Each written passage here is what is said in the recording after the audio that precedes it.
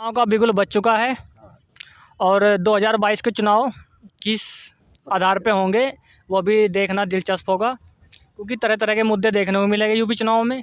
और एक मुद्दा जो अभी उछला है वो है जिन्ना का, जो अखिलेश यादव ने बयान दिया है अपनी रैली में, वो जिन्ना का मुद्दा है। और जनता की क्या राय है और हमारे मास्टर जी की क्या राय है, उसे जानने के लिए हम यहाँ पे आए। और ये स्थान पड़ता है बड़गांव, ज़िला सहारनपुर में, ननौदा देहात में। और ये आदर्श इंटर कॉलेज है बड़गांव में। और यहाँ से मैंने पढ़ाई की है, लगभग +2 मैंने यहाँ से की है। और अच्छे से मेरे मतलब सारे मतलब टीचर हैं हमारे यहाँ पे, हमारे गुरुजन यहीं पे ही हैं। और बहुत अच्छा स्कूल है, यहाँ का जो वातावरण है वो बहुत अच्छा है।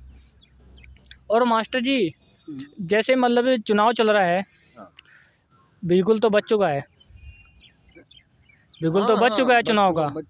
लेकिन क्या लगता है कि अब की बार लगता है कि योगी जी या और कोई आएगा? देखिए मेरी बात सुनिए, पहले आपने जिन्ना की बात की है। जिन्ना का समर्थन जो अखिलेश कर रहा है वो केवल वोट बैंक के लिए कर रहा है, क्योंकि उसे पता है कि मुसलमान वोट बैंक तुझे मिल सकता है जिन्ना की राजनीति करने से। लेकिन राजनीति में अभी ओवैसी भी आ गए, यहाँ से हैदराबाद से चल करके यहाँ उत्तर प्रदेश में भी आ गए। वो भी मुसलमानों के वोट काटेंगे या ना भी कटे, मैं इस बात को भी नहीं कहता कटे या ना कटे। लेकिन यहाँ की राजनीति जो है अब की बार यही बता रही है कि योगी जी फिर आएंगे।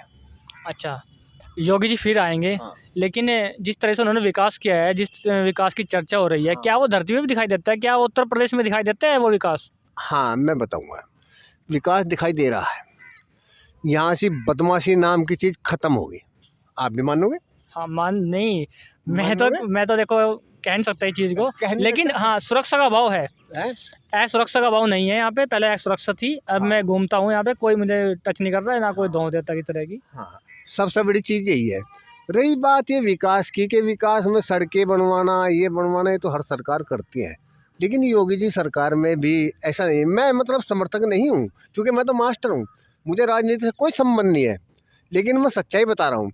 अब कृषि कानूनों को लेकर के लड़ाई चल रही है। अच्छा ही वहाँ से जो है जातिवाद में बताऊँगा मैं, जाट अपनी राजनीति कर रहे हैं, अच्छा राजपूत अपनी राजनीति कर रहे हैं, दूसरे अपनी राजनीति। इस राजनीति को मैं तुष्टिकरण मानता हूँ, ये कुछ नहीं है। जनता वोट देगी, अपने दिमाग से देगी। लेकिन मुझे ये लग रहा है कि ये जो सबसे बड़ा गुंडागर्दी समाप्त की है योगी जी ने, शायद मेरे ख्याल से बहुत अच्छा स्टेप था ये इनका, और इस पर वोट भी मिलेगी ना। अच्छा, प्रधानमंत्री ने कहा था, जो है आपने जिक्र किया है आंदोलन का, तो प्रधानमंत्री जी ने कहा था कि आंदोलन जीवी है। तो उस आंदोलन जीवी को आपको लगता है कि ये सच में आंदोलन जीवी है, या किसी तरह का राजनीतिक वो चल रहा है कि जिसमें कह रहे हैं मतलब इसमें राजनीति घुस गई है, कि राजनीति की देन है ये आंदोलन? ये सच्चाई है, ये सच्चाई है। ये राजनीति की ही प्रेरित है, सब कुछ सच्चाई से परे है, राजनीति प्रेरित है। इसमें मैं भाजपा की बात नहीं करूंगा, मैं किसी पार्टी की बात नहीं करूंगा, लेकिन ये राजनीति से प्रेरित ही है। नहीं तो किसान हम भी हैं, मैं भी छोटा सा किसान हूँ, लेकिन टीचर भी हूँ, मुझे राजनीति से कोई संबंध नहीं है, मैं मानता हूँ। लेकिन यहाँ के किसान भी इसी बात को मानते हैं कि ये केवल राजनीतिक मामला है और कुछ नहीं है। अन्य जनता, एक बताऊँ मैं पत्रकार साहब, जनता अपने दिमाग से वोट देगी, लिख लियो आप बात। नहीं, वो तो जनता खैर अधिकार है उनका वोट देने का, वे कहाँ दे वोट, किसको पसंद करे किसको ना पसंद करे, वो तो उनका अधिकार है कि। लेकिन आपको लगता है कि मतलब इसका इफेक्ट आने वाले चुनाव में पड़ेगा आंदोलन का? हाँ पड़ेगा। तो क्या लगता है सच में किसान मतलब नाराज हैं? हाँ, ये सच्चाई है, ये सच्चाई है, पड़ेगा, इफेक्ट पड़ेगा, नाराज है किसान। लेकिन ये जो मामला है उत्तर प्रदेश में केवल सहारनपुर में भी नहीं है इतना, मुजफ्फरनगर, शामली, मेरठ, बागपत, इसमें जो है थोड़ा सा प्रभाव पड़ सकता है, थोड़ा सा प्रभाव पड़ सकता है, लेकिन इतना नहीं पड़ेगा, मुझे उम्मीद है। क्योंकि ये समीकरण ऐसा बन रहा है पत्रकार साहब, समीकरण ऐसा बन रहा है कि कहीं तो ओबीसी काटेगा किसी को, कहीं जाट काटेंगे किसी को। अच्छा, ये समीकरण फिर भी निकलने के बाद में पिछड़ी जाति, तो आप मानोगे इस बात को, तो पिछड़ी जाति जो है वो भाजपा के साथ है। अच्छा, मतलब जिस तरह मतलब बाकी पार्टियां मुस्लिमों को अपनी तरफ उठाने की वजह, लेकिन एक बीजेपी पार्टी है जो हिंदुत्व का मतलब मानता हूँ। है ना, जो साथ खड़ी रहती है। अब बाकी पार्टियाँ मतलब ये लगता है कि आपकी अब की बार भी मुस्लिम वोट मतलब बिखर जाएगा या और बिखरेगा, फिर से सत्ता में मतलब भाजपा काबिज हो जाएगी। बिखरेगा, 100% बिखरेगा। देखिए मेरी बात सुनो, क्या ऐस मतलब इसीलिए मतलब जिन्ना का प्रयोग किया कि मतलब मुस्लिम वोट मतलब बिखरे ना, अखिलेश यादव जी ने। हाँ, हाँ, ऐसा ही है। अखिलेश ने ये कहा था कि बिखरना, लेकिन अखिलेश के बस का मुस्लिम वोट को पूरा सँभालना है नहीं। मतलब जिस तरह से मतलब उन्होंने कहा है कि मतलब सरदार पटेल, महात्मा गांधी सभी एक ही यूनिवर्सिटी में पढ़े हैं और बैरिस्टर बने हैं। क्या आपको लगता है कि देश को बाँटने वाला एक बैरिस्टर हो सकता है? देखिए ये तो है क्वालिफ़िकेशन की बात, मैं नहीं मानता। शायद है, मुझे मालूम नहीं है, हालाँकि मैं टीचर हूँ, लेकिन मुझे मालूम नहीं है कि जिन्ना की क्वालिफ़िकेशन क्या है। लेकिन मैं इतना मानता हूँ सरदार पटेल जो है, वो लौह पुरुष कहे जाते हैं भारत के अंदर। अच्छा, मैं कभी-कभी उनके बारे में थोड़ा-सा देखा भी है, तो उनका निर्णय अमित शाह के बराबर है। जैसे आज अमित शाह निर्णय लेते हैं गृह मंत्री होते हुए, ऐसे उनके निर्णय थे। तो मैं मानता हूँ कि हाँ, लौह पुरुष है। अच्छा, जैसे मतलब योगी जी बात कर रहे हैं मतलब आगे जाति धर्म का कैराना का मुद्दा बार-बार उछलता है और वो जिस तरह से मतलब इस चुनाव में भी देखने को मिल रहा है, पलायन वाला मुद्दा। क्या आपको लगता है कि मतलब सच में ये चीज़ खत्म हो गई, पलायन वाली? हाँ, ख़त्म हो गई।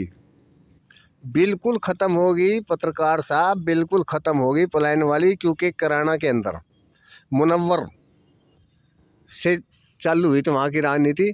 अच्छा ही, और उसके बेटे ने भी राजनीति करी, लेकिन वो तुष्टीकरण की राजनीति करते हैं और तुष्टीकरण की राजनीति कुछ ही दिन चलती है। अच्छा, जिस तरह से मतलब अखिलेश यादव जिन्ना का प्रयोग कर रहे हैं, आपको लगता है कि देश का मुसलमान इतना कमज़ोर है या यूपी का मुसलमान इतना कमज़ोर है कि जिन्ना के नाम पे वोट देगा अखिलेश यादव को?